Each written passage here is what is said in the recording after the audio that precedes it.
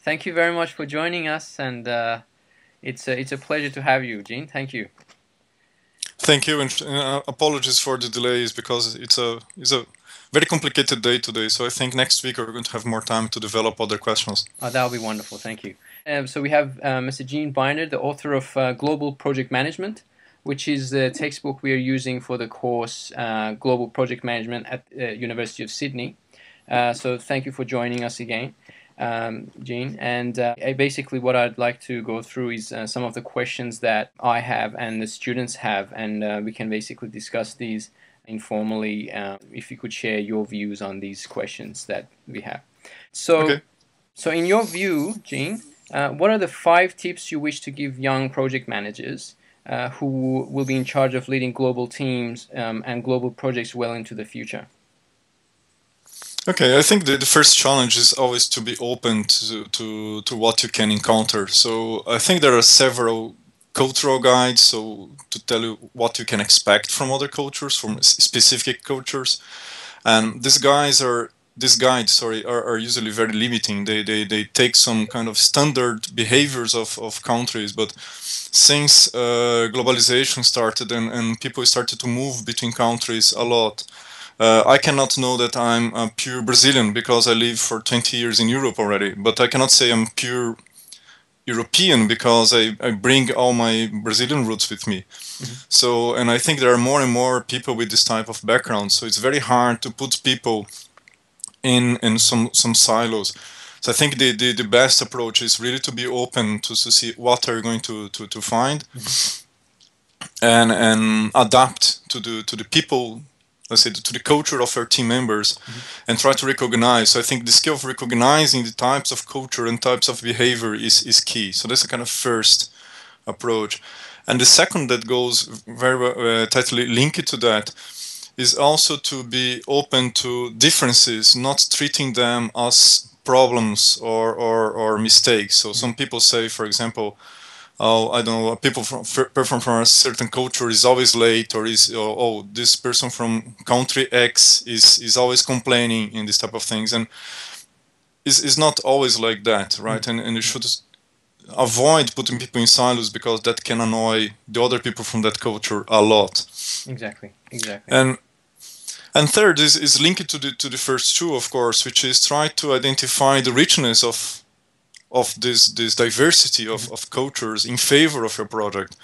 So one example that we use a lot every day, we use this, is to have people from different cultures brainstorming on risk management, Mhm. for example, or even in other types of innovations. But risk management is a very common topic where multicultural teams can help a lot, because some people come from a cultural background that they experienced a lot of problems, let's say economic problems, when they were raised, and then they may identify economic risks much easier than people who live in a country where it was always stable, always calm country, Mhm. because they suffered some different things. and, Sure. and I had big discussions last week about that, because I'm Brazilian, and Brazil went through a big Mhm. economic crisis in the 80s and 90s where I was living there, Mhm. and that I still keep this background Mhm. of being aware of economic problems that may appear and changes that may appear very quickly in economy, like Mhm. what we had in Cyprus this week, right? Not many people were expecting that, Sure. and if you have people from this type of countries, you may probably be better equipped to anticipate and react to this. Exactly. Exactly. Now, I think I was on the third, if my counting is correct. So the fourth recommendation would be in terms of time zones. I think time zone is a big difficulty when you need to have meetings and you have short periods of time, like what you are doing with me now. You're probably working beyond your normal working day to talk to me. Next week, I probably need to wake up a bit earlier to meet you. Mhm. And that raises two aspects in one, which is one, you need to be open to do that. So, for example, once, let's say, let me suggest that you can stay a bit later to talk to me, and then I volunteer to next week wake up a bit earlier to talk to. And I think the trust is better established if you don't force the Mhm. other counterpart always to be early or too late. Mhm. And make it visible that there's no other way to work. So you need to be flexible. Sure, sure. Well, this is normal for me, so not too much worry. Thank you Okay. very much for that. So that's 5 tips. So the second question is, what are the 3 mistakes that project managers make when managing global projects and teams? So 3 mistakes. hmm I think the main mistake, way, let's say, beyond any other, is to not be aware of challenges you're going to face, and that's one of the reasons I identified the challenge from global projects in the book, because people don't realize that if they are not in the same location, they may face many different challenges, and they are not equipped. They don't think in advance that they need to prepare, for example, meetings when they are not in the same location, right? And they need to be prepared for cultural differences, and they need to prepare to travel and this type of thing. So when I first when I started to manage my most important global project, I was in the UK working with people in Switzerland, and then there was one director who, when I was talking to the person, saying, "How can I be here if 99% of my team is not in the same room than me?" And the person looked at me and said, "Oh, but you have a very nice video conference room. You have all the conference facilities. It's almost as if you were there, right?" So I think this lack of recognition that you need to put other types of skills into perspective is one of the let's say the big challenge, and why that's why people fail. I think they take long time to accept these differences and then be ready to face them. Sure. The second is to not use technology correctly. So not to use, for example, online meetings. So keep the traditional way of taking meeting notes and then distributing after the meeting and expecting people are going to have time to review them carefully and so on. So not making use of technology to collaborate, like sharing screens, mind mapping with WebEx tools, for example, to share. And the third is almost linked to that as well, is think that the technology resolves everything. So this is also something that I try to bring forward in the book, is that there are 5 chapters on technology, but 20 chapters on things that you need to do on top of the technology. So technology is the basis, but you need to use soft skills to compensate for the distance. Exactly. So in terms of like mentoring and over the distance coaching and so on, isn't that? Because that's Yes. kind of emphasized very much in your book as well. Mm-hmm. Fantastic. And the third question is, what are the 3 keys to maximizing success in leading a global team? So 3 keys to 3 keys for a project manager to kind of be aware of when managing. So something that they can kind of use. Okay, now I'm managing a global team. So these are the 3 things that I need to kind of make sure I do in order to maximize the success. Okay, I think it's probably linked to what we discussed so far, right? I think it's linked to the cross-cultural perspectives.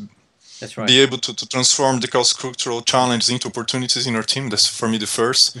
The second is to be able to tap into the time zones difference. Instead of making them a challenge, make your time window larger than if you are all in the same room. If you're all in the same room, you have 8, let's say 10 hours straight time window. If you are in 2 complementary locations, you may have people working to your project for 16 hours or more. That's right. So this is the second thing I think you can do to really make the benefit out of the global project. And the third, I think it would be really try to learn from these different cultures and different behaviors, and see how can you improve further by learning from other people how they do things differently, and by asking feedback. I think feedback from other cultures is typically very rich. You can learn a lot about yourself, and you can improve a lot when you're managing a project. And in the middle, you have a one-to-one session like I typically have in key moments of the project, asking, okay, how was the project for you so far? How was my management style with you? What didn't work? What can we improve? And then also tell the people what they can improve, and that's typically well appreciated by the team, and that's a source of improvement for the project manager. Sure, sure. No, I totally agree with that. And also sometimes, just referring back to the second one, you mentioned that the time zones, and so when one team is sleeping, the other one is working. So then, Mm-hmm. it's kind of utilizing the time more effectively as well. Great, thank you. And the fourth question is there a danger in overgeneralizing individuals based on their cultural background when we use the cultural dimensions presented by Hofstede and Trompenas, which kind of relates back to what you mentioned earlier as well? Mm-hmm. So, Yeah, I think there's a big risk. I see that every day, not only from Hofstede and Trompenaars, because many people don't know these cultural dimensions, right? Let's exactly, they see. I don't even think know. Sure. academic people who have done a master or university, they certainly know them. Hmm. But other people, they don't know them, but they tend to generalize. It's even worse. They tend to generalize based on their personal experience. So it's a Exactly, yeah. typical thing. Oh, once I went to, let's say, Spain to spend holidays, and well, people are lazy because they stop for 4 hours during lunchtime, this type of things, and then you start using this type of wrong assumptions to generalize that everyone coming from that country has the same. So that's a big danger, and that's very commonly, in my experience, is a source of conflicts, Hmm. because then people from the other culture feel aggressed by that, or harassed by this type of Hmm. behavior Hmm. or generalizations, and then of course they start to act badly, and then trust disappears between these That's right. two Yeah. or three teams who live in different countries. Yes. Hmm. And the next question is in multicultural nations such as Australia, United States, Canada, you may come across organizations with multicultural teams. So that's kind of a common scenario. Is there a Hmm. way of providing better awareness in order to avoid miscommunication, misinterpretation of behaviors and attitudes that are generally a result of these cultural differences? So you might have teams which may be first generation. They may be Australian, but they're first generation or second generation Australians. But they, as you Hmm. mentioned as well earlier, is they bring a lot of their cultural background with them, and kind of it's infused in the way they work and communicate with others in the team. So would there be a way of kind of bringing a bit of this awareness, cultural awareness, and the differences, so that there is no miscommunication or misinterpretation of these differences? Yes, I think there are probably many different ways. One, I think there are two ways that I typically think are very effective. So one of them, by coincidence, my wife is giving just now. She started to give a cultural training to two executives who are going to work in Brazil, Hmm. and so my wife is working. My wife is working for a company who gives this type of cultural perspectives, Hmm. and telling people what they can expect from the country, what are the things they should avoid in that country or specific cultures, what are the things that people like or don't like. So, for example, if you go to Brazil and you confuse Brazil with Argentina, for example, you're going to be already set to a bad start of relationship because they're two completely different countries, right? Or some people say, oh, in Brazil we speak Spanish. This type of small mistakes may already not put a good tone to start of the relationship. So So. there are cultural trainings and cultural books and that help to develop this understanding. Hmm. And the second one is really try to, depending on the level of trust you have on your team, or let's say the level of trust they have on you as a project manager, you can start to develop some brainstorming sessions, try to talk about cultural difference and see where, if people find themselves in the kind of boxes that Hofstede and Trompenaars put, or if they think they're exception to the Hofstede and Trompenaars rules. And just by opening the discussion, people will start to be more aware of the differences and more aware that there are boxes and that there are let's say exceptions to these rules. I think there are two ways. It's one of the trainings and the other is brainstorming. Fantastic. And I think that can be basically put into these programs, can actually be put into um, uh, into the organizations as part of like training, the normal training sessions, for instance. Yes. Mm-hmm. Great. So thanks for that. So that's the end of my questions. Now there's some. How are we with time? Is it okay to maybe do one of the questions posed by one of the students? Is that all right? Yeah, let's do one, and then I suggest we do the others in next week if you agree. Fantastic. Okay. So this is question posed by Juan Pablo Patino, and he's from Colombia.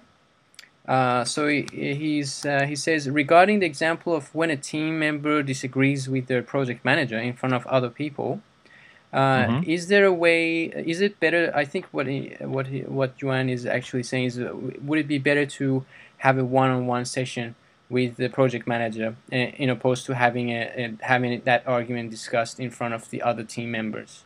So Yuan says, I come from Colombia, where people have a relatively small power distance from what I have experienced, but in my personal opinion, I sometimes find it better to hear a contradiction in private if I am not asking for an opinion. So would it be better to have the discussion face-to-face rather than in front of the team? Yeah. Yeah, okay, let's start with that one. I think, yes, by all means. And that's a rule for all meetings, not only global projects, but other type of projects and types of meetings. When you see there is many times we see some people who have different opinions, and you need to let them go a bit to see if they get the difference sorted out, because that's productive. Like conflict is can be very positive to generate ideas and to the project. But then if you notice that there is a kind of blocking factor, or sometimes what happens that you notice that people already have some predisposition to refuse or agree to other people's ideas, right? Very natural, you can see that developing. Then you may take the topic offline. So as a project manager, you can say, if it's directly with you, we can say, okay, let's do something. Let me call you after the meeting, and then we discuss this topic, because possibly I'm missing some perspective. Or you can say, well, can you send me some information about what you're telling right now, about the reasons you're explaining right now, and then I can call you as soon as I can to discuss this better with the document in front of me. Sure. And the same if you have two team members and you notice that they start to have some conflict.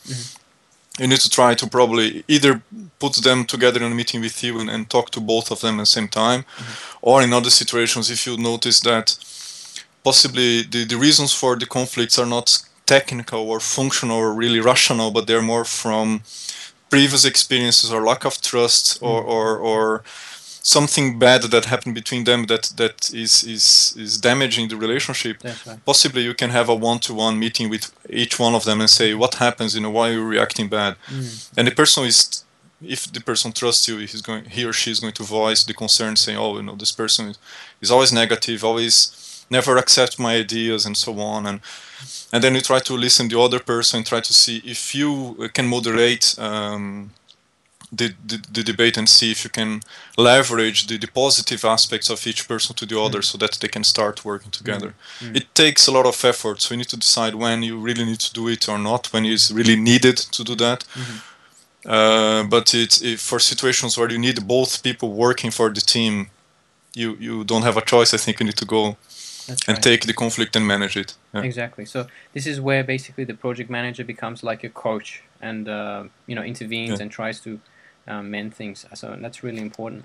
The next question is, would it be correct to affirm that when a project manager is assigning roles to team members, is it necessary to assess every individual from by the dimensions in the book in order to kind of more effectively assign teams? Yeah, I think in terms of the cultural dimensions, right? I think, to be honest, in real life projects, it's very rare that you have the luxury of having enough people who are competent enough to do the tasks, and that you have a variety of cultures to choose from, for example. So I don't think in practice you could do that, because you're going to limit your choices a lot. Having people knowledgeable and available is already a big challenge nowadays. So it's already very hard. So I think the cultures can be used more in the other perspective, which is, I need to work with people from 2 or 3 cultures that are completely different, right? How can I be ready to face this challenge? What can I expect from them, and how can I make them work together? That's more the way I think it should work. Sure. So not for selection, but for motivation and coaching. And Thank you so much, Gene. I really appreciate your time. Thank you. Okay, thank So you. we'll And see you then next please week. let me know the feedback of the students, and if there's something we can do differently next session, you can tell me by email, and then we can improve next time. Certainly. Thank you, Gene. Okay. So we'll Thank be in you. touch soon. Have a good day. Bye. Bye. You too.